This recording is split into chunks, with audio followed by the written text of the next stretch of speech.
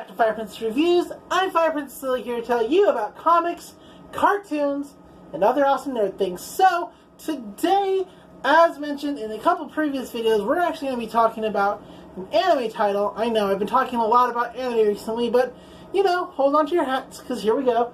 We're going to be talking about My Roommate is a Cat. It's a new series on Crunchyroll this season, and it's pretty good. It's good enough that I feel that I can review it, more or less. I mean, or it's just one that I'm watching that I like a lot and I want you to enjoy. So here we go. I want to do my best to keep spoilers to a minimum, but as you know on this channel, I'm particularly bad about that. How that goes. So, if you don't want to be spoiled at all, I'll try to do my best. But go watch the show. It's got 4 episodes right now. Each episode is 22 minutes long because 0 commercials, or at least on my end. It's probably about 30 minutes if you have to watch it via commercial. And that's fine, you know? Like I've always said, Crunchyroll is a free service until you decide to pay for it. Anyway, so let's get into this. It's a cute anime. Boom, there and done. So that's all the motivation you need to watch it, right? Anyway, My Roommate is a Cat is about Subaru. Not the Subaru from Ray Zero, but a different Subaru. He's a writer, and his parents just died. Apparently they were in an accident of some sort, and so they both died. He's an adult, and so now he just basically has the world sort of to himself, his own world. Before he was, you know, still living with his parents, or yeah, I think that's what it is. He was living with his parents, and they would interact with him, and that was all the human interaction that Subaru got. Subaru's a bit of a recluse, maybe even a recluse to the point that he's agoraphobic. He doesn't like to go out. But the problem for him is he's a writer, and that means meeting up with your publisher, your agent at your publisher every now and then, and that doesn't really work out well for him, but he still does it because, you know, he likes to write. Books are his world. He doesn't like people. He likes books. So that's a character trait that a lot of you may relate to and might help you connect to the character. Me, I love books and I love people. I had a bit of a hard time connecting to Subaru because he is a little bit robotic. But once the anime kind of picks up a bit, he starts to shed some of these behaviors and become a little more personable. And one of the way he kind of does this is he meets a cat. See, he's trying to figure out his next big book idea, and he's not sure what to do about it. You know, you gotta pay bills, gotta make money. And so one day he runs across a little black and white tuxedo cat, and he brings her home. Now her name is Haru. She gets that name 2 episodes in, so you know that's a little bit of a spoiler, so there you go. And Haru is a stray, and so the way the anime keeps itself kind of interesting is pulling a sort of a Pop Team Epic style of storytelling, where each episode is actually 2 different parts. Now, unlike Pop Team Epic, where it would be the same thing, just animated or voiced differently each time, it is instead told from 2 different perspectives.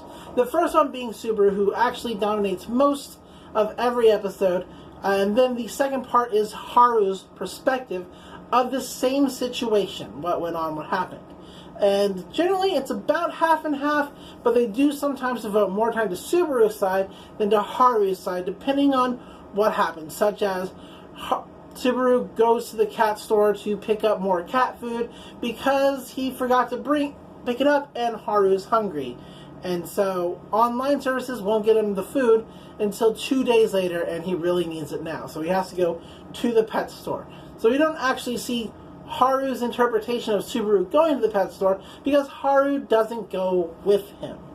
So yeah, I think that style of storytelling is actually very interesting, and I wouldn't mind seeing it a little more, but not a whole lot, just because for things like shonen anime, for example, I don't think it would really work.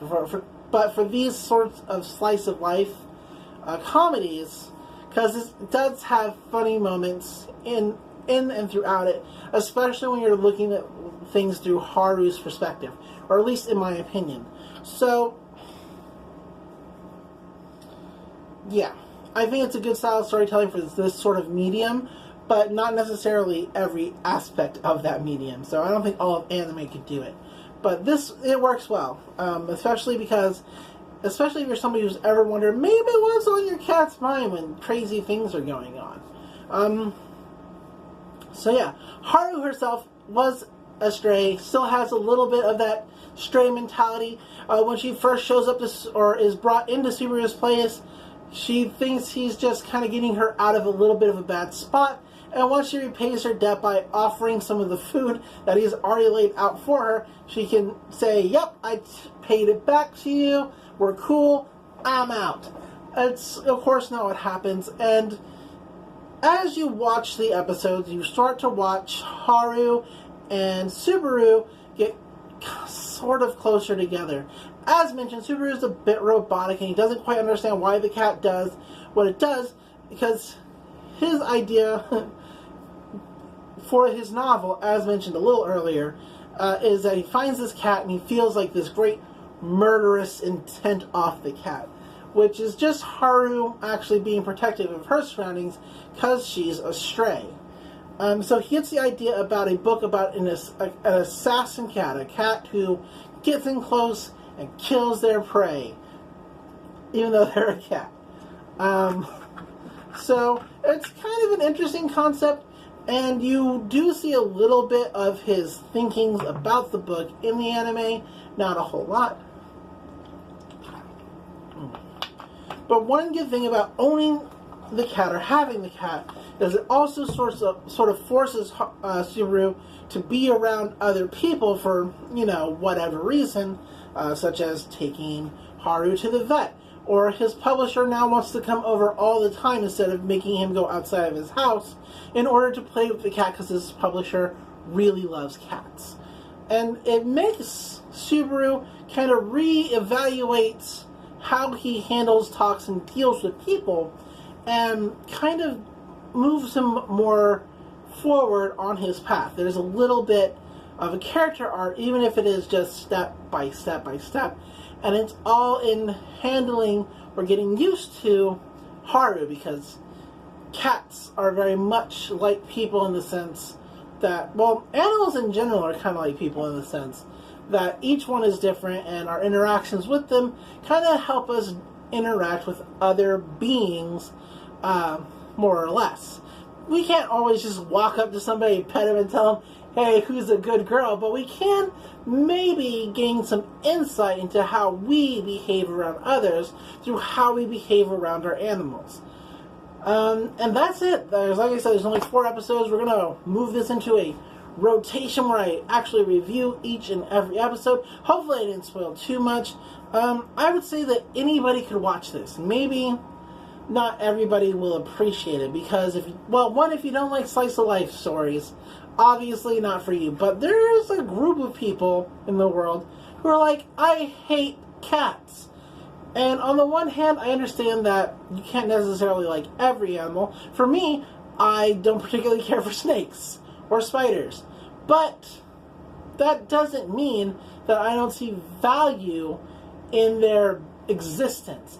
I desperately wish I could pet and hold a snake without feeling just really bad about it. I've no desire to hold a spider, but I'm happy to let them live and let live. And I feel like these people who really hate cats and think cats are worthless and like cats are like, look, live and let live, or learn to love a cat, because cats are pretty cool, I think.